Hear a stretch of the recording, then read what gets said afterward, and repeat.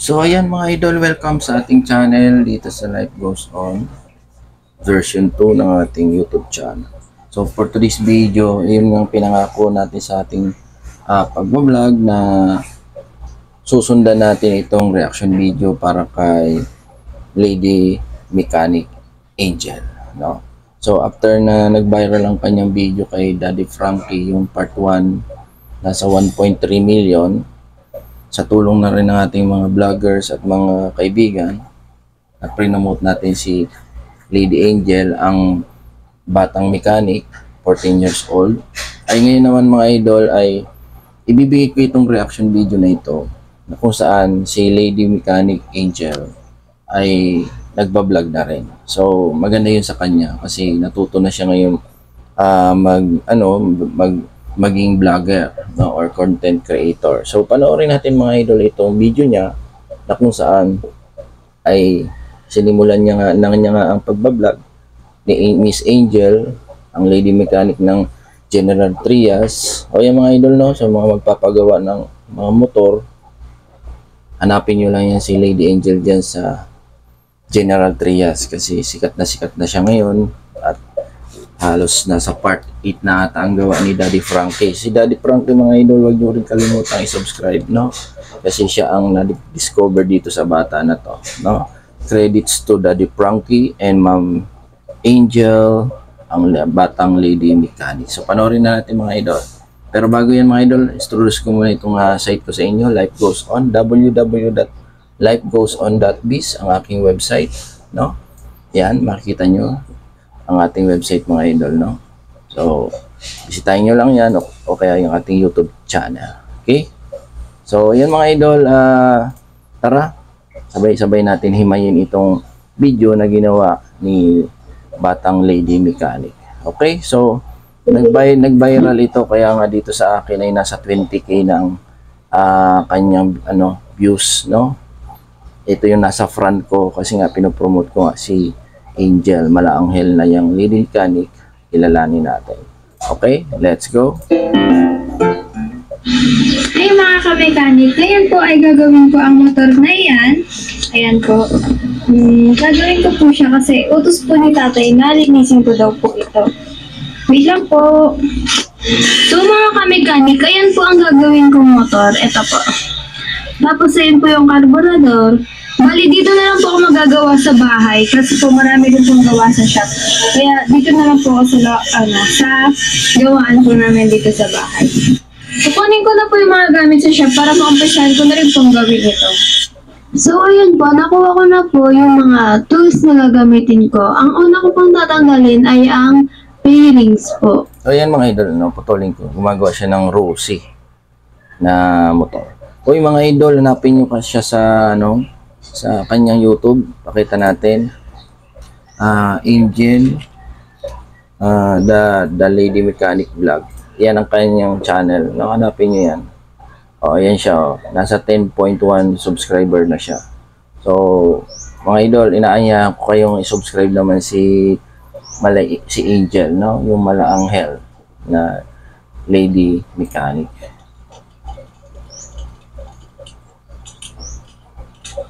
So, napakagaling ng bata na ito, 14 anyos pa lang, ikakaiba ang kanyang talento sa paggawa ng kanyang mga eksperimento sa pag-ayos ng motor. Pagtatanggal po ng bearings ay sunod ko na pong tatanggalin ang carburetor.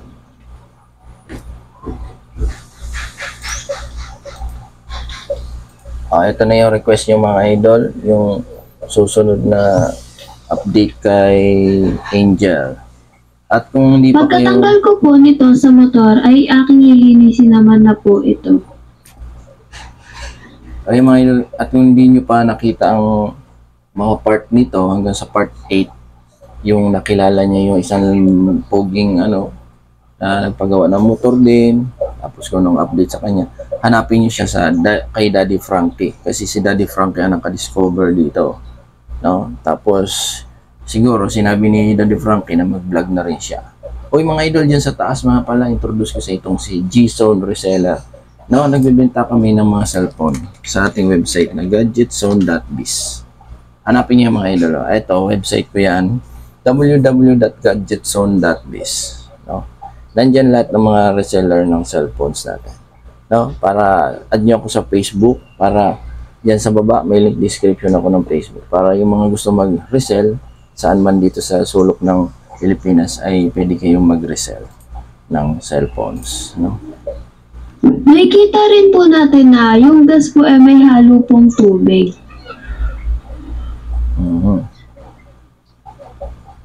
Nililinis ko muna po dyan ang labas para po pag binuksan na po natin yung carburetor ay hindi na po pupunta sa loob yung dumi. Very good talaga, magaling. Magaling gumawa itong batang ito. Walang kaarte-arte sa katawan. Kahit nagrasa ang kanyang inawakan, madumi. Ito ay magsilbing sample or modelo sa mga kabataan ngayon. Na Pagkatapos ko naman pong linisan ng labas, mga kamekanik, ay sunod ko naman pong bubuksan na ito. Okay. Sa mga ganitong edad, no? Sa pag ganitong edad, kailangan natin matuto. Lalo yung mga anak natin, puro lang gadgets. Sa Pagkabukas naman po nito, ay sinunod ko naman pong tanggalin ang floater. Yung mga idol, yung floater, yan ang nagbubomba nga pala. No? Pag yan may tubig sa motor, ang gagawin mo, luluwagan mo yung straw niyan sa ilalim para matanggal ang tubig, no? Maghiwalay ang tubig sa gasolina. Okay? Ganyan ginagawa ko sa motor ko, sa badya. Tinatanggalan ko ng tubig, niluluwagan ko yung tornilyo sa ilalim. No? Mapakagaling ng bata na ito. Simpleng gawain para sa kanya yan. Pero sa atin, hindi yan simple. Napakahirap yan mga idol, no? Kaya nga tayo nagpupunta ng shop. Sinunod ko pong tanggalin ang jettings. Ano daw? Jettings? Hindi ko alam mga term. Pagkatanggal po nito ay nilinis ko na po ang karburador. Ay siya. Gasolina ang gamit yung panlinis, no? Oy, thank you pala sa ating mga subscribers. Nasa 31,000 tayo. Baka abutan pa na tayo ng subscriber ni Ma'am Angel na ito. Batang mechanic. Nasa 10 agad, ano? Nagsimula siya mag-vlog December lang. December. Nilinisan ko na rin po ang floater. At kung sa mga wala pong panghangin o yung malakas na hangin po, para po sa jettings, ay pwede po kayong gumamit ng manipis na wire na kasya po dito para po malinis yung loob nito. Siya. Pagkatapos ko po itong malinisan lahat, ay ibabalik ko naman na po ulit. Pasensya na po ulit na hindi na naman po nahagip ng camera yung ginagawa ko. Hindi ko na naman po kasi napansin. Pero kinakabit ko na lang naman po dyan yung jettings. Siguro siya lang kasi ang nagbablog. Nakapatong lang, no? Wala siyang kasama. Pagkatapos ko pong ikabit ang jettings, ay susunod ko naman na po ang floater. Galing talaga. Nakakahanga yung mga ganitong bata. Merong mga talento. Ngayon, ang talento ng mga bata ngayon ay mag-gadgets na lang. Nakaupo, pakurukuyakoy. Nang matapos ko na po iyong gawin, ay susunod ko naman po na ikakabit na po ang karburador sa motor. Rusi ito, Rusi. Kinakabit ko na po ang mga hose. 14 years old, ano? May ito. Sunod ko naman pong kinakabit dyan ay ang on-off ng gas. Magandang magiging kinabukasan ng bata na ito kasi nga marunong sa buhay. Malakas ang loob. Itong mga ganitong bagay mga idol, lalaki lang ang gumagawa nito sa motor shop, no? Kaya nung nakita natin ito sa vlog, tayo ay isa sa mga humanga at napabilib ni Batang Angel. Pagkatapos ko po itong makabit, ay susunod ko naman po ang throttle. Throttle.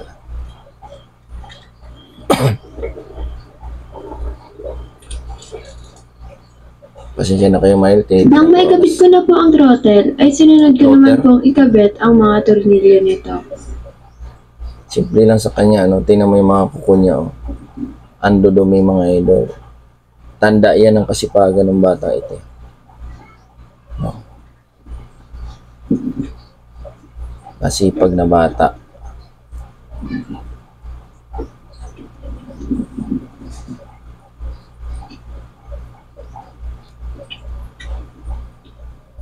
Shoutout nga pala natin ang mga team ni Daddy Frankie, ano? Marami na siyang kasama sa pagbablog.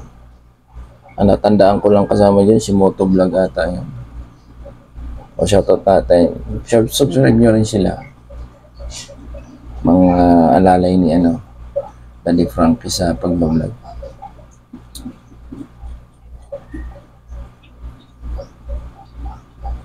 Grabe itong bata nito. Bata pa, marunong na magtulong sa magulang. No? Natutunan lang daw niya ito nung pag nagagawa si Papa niya. Na tumitingin-tingin lang siya tapos sinusubukan niya. Nang makabit ko na po ang carburetor, ay sinunod ko naman na po ang ikabit na ang fairings.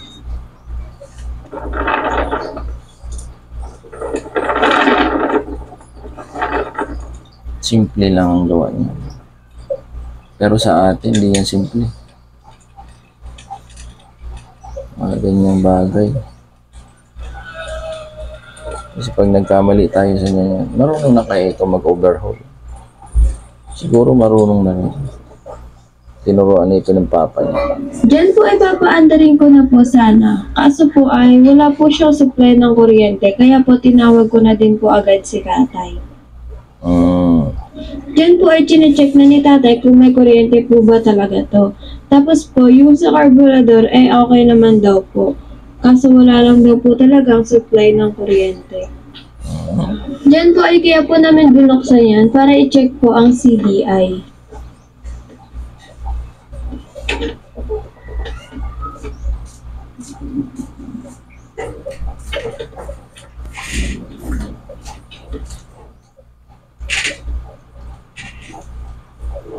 So ayan mga idol, no? Tinitingnan yung CDI ng sasakyan.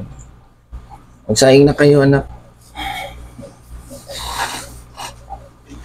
Kasama na niya si papa niya kasi syempre hindi na umaandar yung motor. May sira pa ito sa supply ng Diyan po ay wala pong problema ang CDI, kaya po hanapin pa po namin ni tatay kung saan po ang sira nito. Hindi po namin natapos ni tatay ang ginagawa ko kasi marami rin pong gawa sa shop. Sa next vlog na po namin ipapakita ni tatay ang paggawa nun. Yun lang po. Wala, magsaing na kayo. So ayan mga idol, no? Tapusin na natin itong vlog. No? Sa mga gustong pumunta at magpa-repair, ito ang kanilang shop, oh. Natin. Tatay Doms Abel Works. No, yan, motorcycle parts and accessories. Saan matatagpuan yan mga idol? Dito sa may General Trias, Cavite. No, puntahan nyo na lang siya para kahit papaano makatulong tayo dito sa batang mechanic. No? Please subscribe her channel. No? Lady Mechanic. Okay? Ang pangalan Angel. So, sikat siya. Viral na rin siya sa YouTube. Kaya ang pagtulong ng pag-subscribe at click all notification bell para button para siya ay masubaybayan nyo ay napakalaking tulong yan para ang kanyang channel ay umangat din at siya ay kumita sa YouTube. No? So ito yung mga magsilbing isang aral sa ating mga kababayan, lalo na sa ating mga kabataan na ang panahon ngayon, ang generation nga natin ngayon ay kakaiba sa generation noon. Pero nakikita natin na meron pa rin mga bata na talagang may kakaibang mga talento, lalo katulad nito, na ang mga talent na ikakaiba, no? So, ayan mga idol, salamat sa inyong panonood and God bless you all. Don't forget to become a reseller in this website, gadgetzone.biz. Makikita nyo ating website dyan sa ating URL.